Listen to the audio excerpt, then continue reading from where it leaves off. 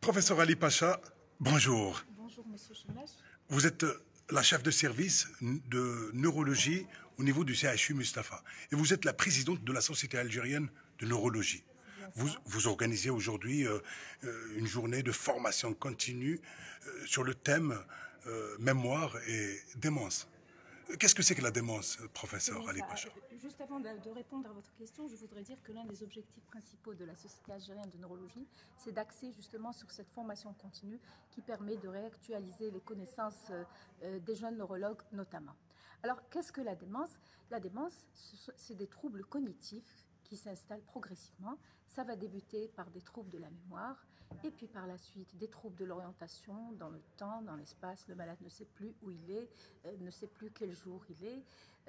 La perte de certaines fonctions, le malade ne peut plus s'alimenter tout seul, ne peut plus s'habiller tout seul et c'est ainsi que la dépendance s'installe et par la suite il y aura une perte totale de l'autonomie avec perte du discernement et de toutes les fonctions mentales. Quelle est la différence entre l'Alzheimer et la démence? Alors, l'Alzheimer, la maladie d'Alzheimer est une forme de démence, parce qu'il y a plusieurs formes de démence. Vous avez la maladie d'Alzheimer, on en parle beaucoup parce que c'est la plus fréquente, mais vous avez également d'autres démences. Il y a des démences curables qui sont dues par exemple à un déficit en vitamine B12 ou un problème de la thyroïde ou autre, et vous avez des démences dégénératives, démence à corps de Lewy, la démence dans la maladie de Parkinson, et j'en passe. Mais la maladie d'Alzheimer est la plus fréquente. Quels sont les facteurs de risque de ces maladies? Les facteurs de risque, effectivement, il y en a. Il y a l'âge, plus on est âgé, plus on a de risques de développer une maladie d'Alzheimer. Et pourquoi elle est de plus en plus fréquente? Parce que justement, il y a cet allongement de l'espérance de vie. La population est de plus en plus vieille et donc a des risques de plus en plus grands de développer cette affection. Donc d'une part, il y a l'âge. D'autre part, il y a d'autres facteurs de risque. Il y a l'hypertension artérielle, ce sont des facteurs de risque vasculaires, l'hypertension artérielle, le diabète, mal équilibré, notamment lorsqu'il est mal équilibré, l'hypercholestérolémie, tout ce qui est hypertriglycéridémie, le manque d'activité physique, tout ça concourt à l'installation de cette affection. Est-ce qu'on peut en fait avoir ces maladies en étant jeune? Il existe des cas de démence précoce, mais c'est plutôt rare. Hein. Disons que c'est une affection qui touche essentiellement le sujet âgé. Qu'en est-il de la prise en charge de ces maladies, professeur? La prise en charge, alors il faut dire que d'abord sur le plan curatif, il n'y a pas de traitement curatif. Un traitement qui donne un résultat spectaculaire n'existe pas encore. La prise en charge, on peut faire de la stimulation cognitive. Ça se fait au niveau des différents centres de mémoire qui existent à travers le pays.